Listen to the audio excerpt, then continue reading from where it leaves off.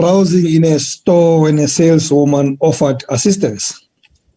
He admitted he didn't have anything in particular in mind, anything to buy. And they started chatting. The woman quickly learned that Themba was retired. Interested, she confessed that she too was considering retirement. Themba immediately started telling her how much he liked no longer working and how the saleswoman would enjoy it too when she also ultimately gets retired. Finally, convinced by Themba's enthusiasm, she asked, "How long have you been retired, sir?" And Themba said, "This is my first day." An adage goes that if you want to go fast, go alone, but if you want to go far, go together or go with others. Teamwork is an absolute necessity in achieving success. So tonight, our personal development coach, esteemed author, and global speaker, I repeat, Dr. Thando Sibanda is focusing on the subject of winning in teams. This is such an important subject because many of us fail to rise above our individual selves in teams, and this inevitably fails the team. So good evening and welcome to Motivation Monday on Talk with Rams Live. Once again, we bring you powerful 30 minutes of digital content that seek to empower you and bring out the best in you. So take out that notebook and that pen and join us in this brief but priceless journey. Please also participate by asking questions or comments on Facebook, Instagram, and Twitter, and send WhatsApp voice notes on 067-271-8239. Do not forget to like our Facebook page, to follow us on Instagram, and indeed to subscribe to our YouTube page. It's Talk with Rams on all the platforms. Dr. Thando Sibanda, good evening, my brother. Good evening. Good evening. How are you doing, sir? I'm talking lovely, my brother. Thank you. How are you? No, I'm well. I'm very energized now that I've finally gotten to this moment. Great stuff. We know you in this format. When we had the throw forward, you looked different, but you and I know the secret why that was happening, so they don't have to know why you look different. So, Dr. T, let's talk about tonight. And for me, this is very exciting. I was actually having a conversation with somebody that I think that teamwork is going to be even more critical post-COVID, because we're going to learn now to need more teams while we work alone from home.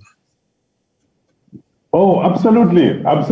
I think teamwork is really one of those things that is so critical and very fundamental to our attainment of goals. Very, very fundamental to our experience of life. I remember John Maxwell said, as you travel through life, take somebody with you.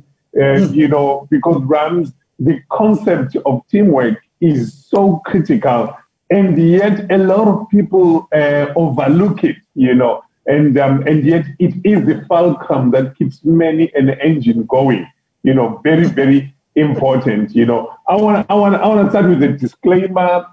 I think this might be probably maybe 2 weeks or maybe 3 weeks, because there's quite a bit of information and different sides to it that I'd love to just help our viewers look at, if you don't mind.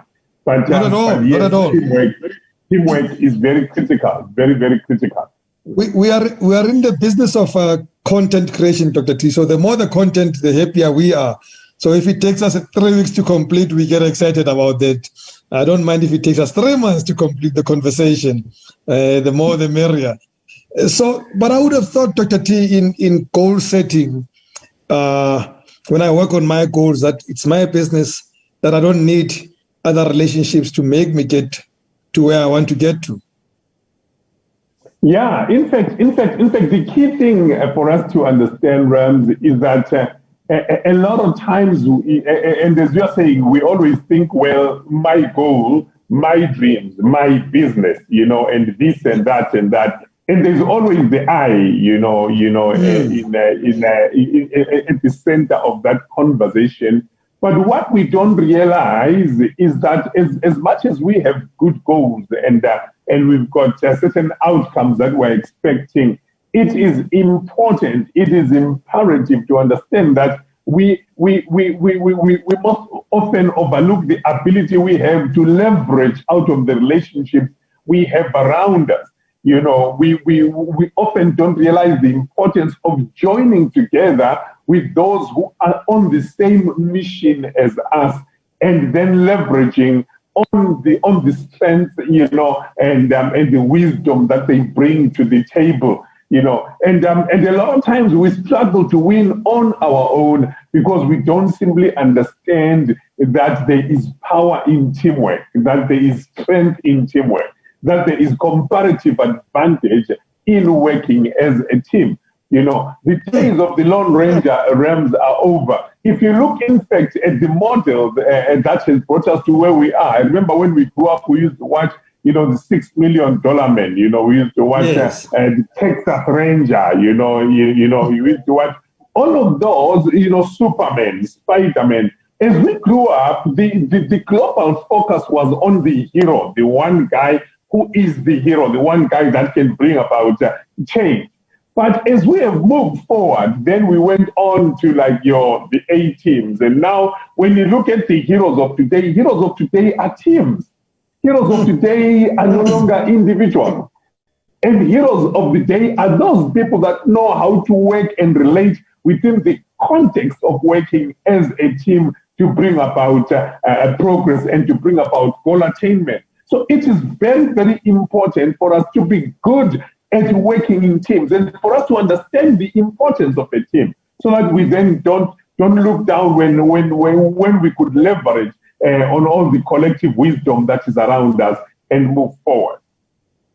I'm reminded, Dr. T, of the Tour de France, that the guys that we get to see wearing that yellow jersey ultimately depend. What do you call the group guys that cycle? What do they call them? But they need those guys who help them through the difficult times. They need that group for them to come out as the winners. Yes, I'm trying to remember that name. Yes. Oh yes, absolutely.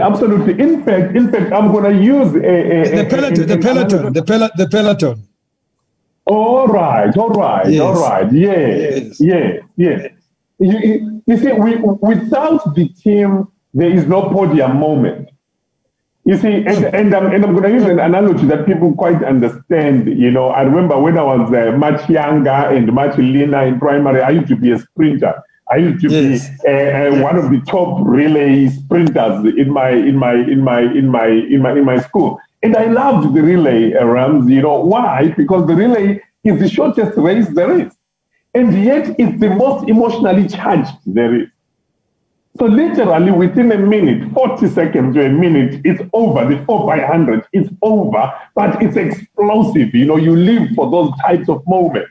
And so I want to use the analogy of that team, of that concept of team, to bring about some learnings that we can take home today and that we can utilize tomorrow in our jobs, in our work context. In fact, I developed this whole model to actually help individuals and help teams within, family context, work context, business context thrive, because there's so much more that we can do as a team.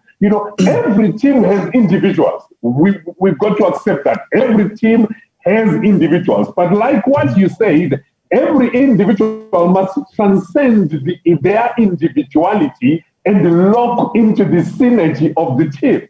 Because once people come together, 1 + 1 is greater than 2. That's the concept of synergy in teams. 1 + 1 is definitely greater than 2.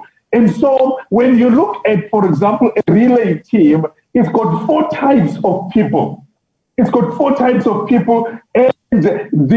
whole concept is that a relay team runs because they want the podium moment. The podium moment is where you celebrate. You stand on the podium, you've got the cup, you've got the medal. Nobody goes to the Olympics just to show up. I don't know, maybe in Africa, like we say to our coach, just get us to Brazil. You have done your job. And I think that was very short-sightedness, But every team that competes to win the fight, competes to stand on the podium. And there is no podium in a teamwork context where people want to focus more on their individuality than on the synergy of the team. You made something that was a reference to something that I found very interesting. You say, though, every team member must stay in their lane. What is the symbolics of that, Dr. T? Oh, yes. You see, for example, if you are going to run a relay, there are certain rules that need to be adhered to. And it's such a very practical example because that's exactly how it works in teams, right? Say, for example, every team in a relay competition has an equal chance to win. And every team relies on its component parts to give it its advantage. So you don't lose your individuality, but your individuality is not the focus in a teamwork context. Whether you are at work, whether you are putting a business team together, you all leverage on each other's strengths, right? So it's not this one above that one, right? But every team member must stay in their lane. Every team member must understand their gifting and must understand their part in the team. What is my role? There must be clarity. Where am I most gifted? Where do I function best? Where do I bring an advantage for the team? So everybody needs to stay in their lane. If you are doing a 4x100 meter relay and you move from your lane into somebody else's lane, you could get the team disqualified. And that is what brings about a lot of conflict when people can't stay in their lane. You stay in your lane, you stay in your area of gifting and bring advantage for the team. Remember, it's not just about you, it's about the vision that we have moving forward together. Teamwork is critical. It is the engine room that keeps organizations moving. And so just to add to that, Rams, before I give it back to you, and I'd like to take our viewers through the 4 types of people that you find in a team. And I designed this around the 4 relay team members so that we can understand it. The learning can be so much easier. Go ahead. Oh, all right. Thank you. So now the question is, who are the 4 members of a team and how do they fit into this context of working in teams? Now I'm gonna give you the 4 members, but the whole point is that everybody who's listening to us tonight needs to find themselves in the team. Find who am I in my team, whether it's in my team at work or my team at home or my team in a relationship. Who am I? Because once you understand your role and where you fit in, it will be easier for you to do what you need to do without stepping out of your lane. The first member of a relay team is what is called a starter. So there are 4 members of a team, right? They hold the baton. And the baton is the vision. The baton is the most important thing. But for a relay team to function, it needs what is called a starter. Now, a starter is the guy who starts the race but faces away from the finishing line. It's the most weird thing. A starter is a part of the team, wants to win, but he must face away from the finishing line. The starter faces and runs with the finishing line behind them, and they finish their job without seeing the finishing line. The starter is the first line of call. This is the guy that runs in the dark, cannot even see the outcome of their efforts, because the whole point is get going and just keep with the rest of the group. No one expects the starter to open a 20-meter gap. No. Move away from the finishing line and do your part. And starters are not normally celebrated. Starters are not normally known. Starters are those people that get there early, get things going. Nobody knows them. Nobody really cares too much about their name and what. But without a starter, you don't have a medal. Without a starter, you don't have the podium, The starter carries the baton, takes off, and they run hard to make sure that there is something to hand over to the next person. So there are people like that, in teams. There are people like that within work context who are starters, Rams. They don't care much about the glory, they don't care much about their name being on the billboard, but they are the people that get this whole thing off the ground. Very, very important people starters. Wow. I can see that, Dr. T. I mean, in the business of broadcasting, I can see, a program manager. Nobody gets to know the program manager. Nobody gets to know this faceless person, but they get things started. They make sure that things get off the ground and we start moving in a particular direction with a particular speed. Okay, who's next after the starter? Right. Thank you. Remember, the starter is your actual boss, because without the starter, there's no race without a starter. That's the point. Right. Yeah. The next person, Rams, is what I call the equalizer. Now, the equalizer, the starter rounds the bend and hands the baton over to this guy who is also facing away from the finishing line. He receives the baton and runs that long stretch of the field and finishes their job without even seeing the finishing line. But they don't need to see the finishing line. He's the second member of the relay team. He's not as celebrated as much, but is a little bit more recognized than the starter. So he receives the baton for the starter, and their job is to really, stay with the crowd, stay with the job. Those are the people that put in the long hours. Those are the people that bury their head in the work. And they do the legwork. They do the dirty work for the team. They run the long, that long stretch. They don't see the finish line, but they've got to keep things going. Yeah. If there's something, whether it's a tender to be delivered, whether it's this that's supposed to be done for the team, these are the guys that are going to sit out that midnight hour, and they make sure that there is something that people can look at the following day. An equalizer holds the fort. An equalizer holds the midfield for the team. They keep things going. Even if there is no excitement, they don't need to be, just give them the stuff, let them sit there, they will get the work done. But the equalizer they serve the starter.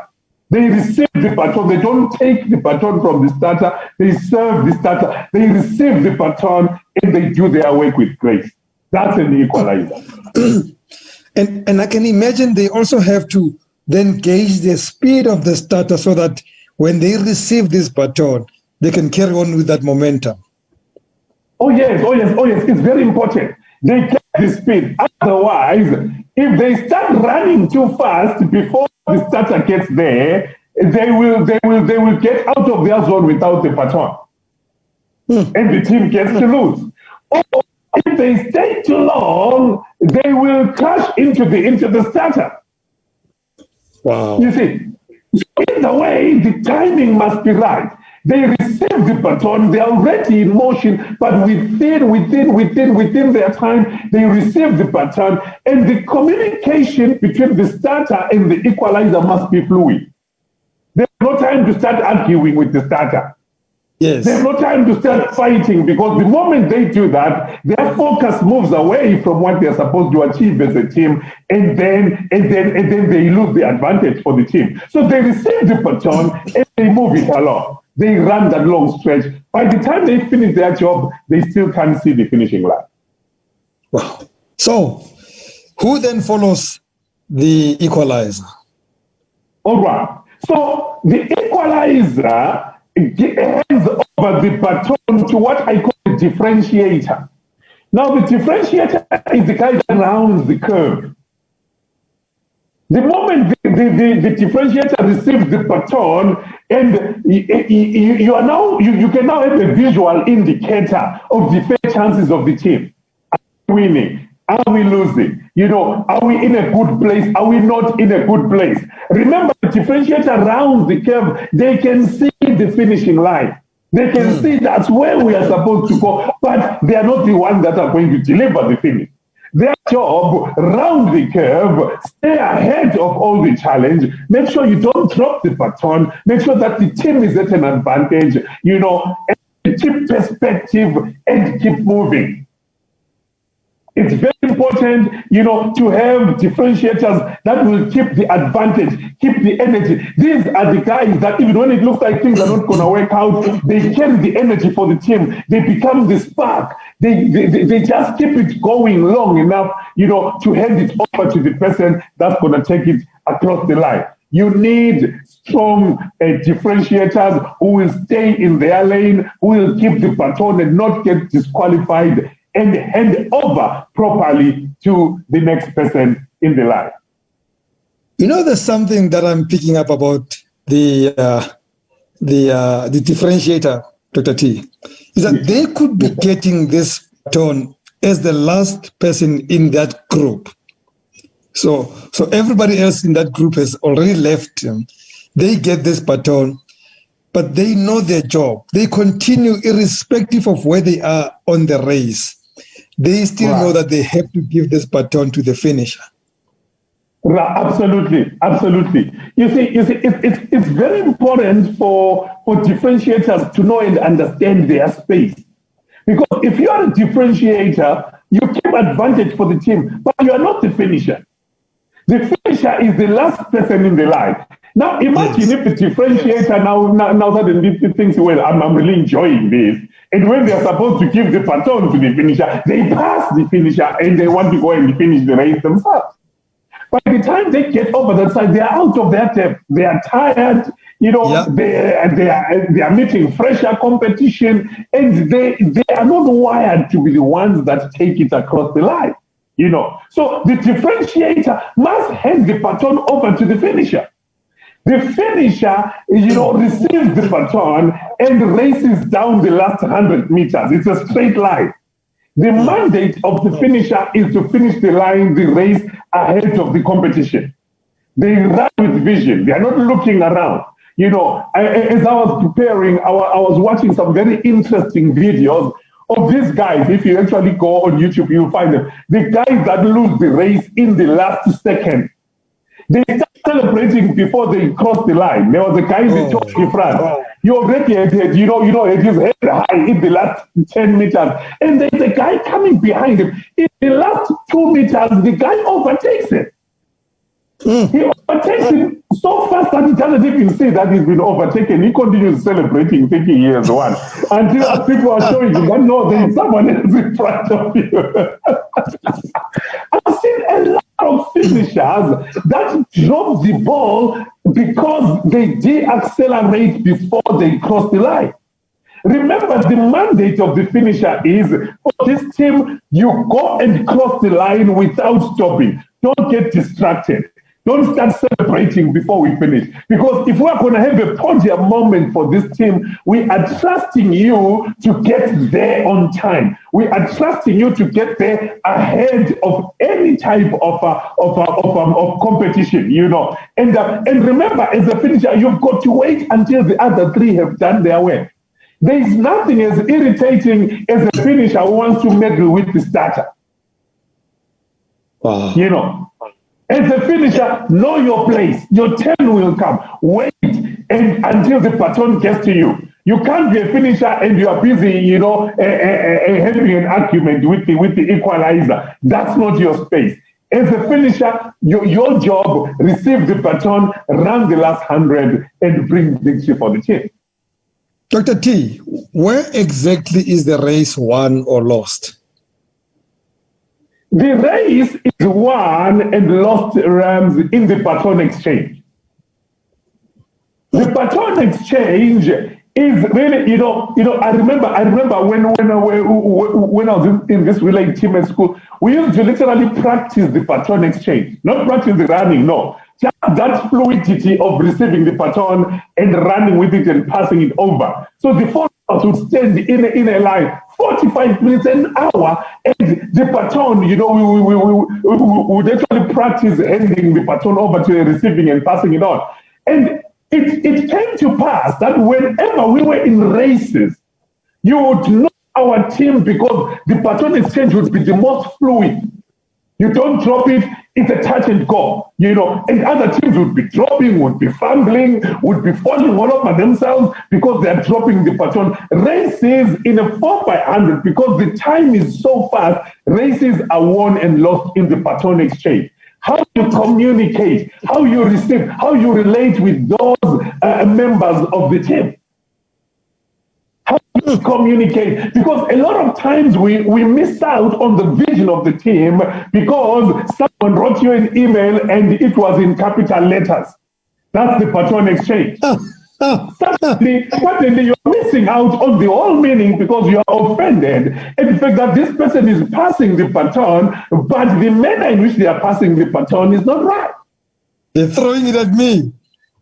They're throwing it at me. They threw the baton at me. And sometimes, we might as well just lose, but I'm just not going to take this.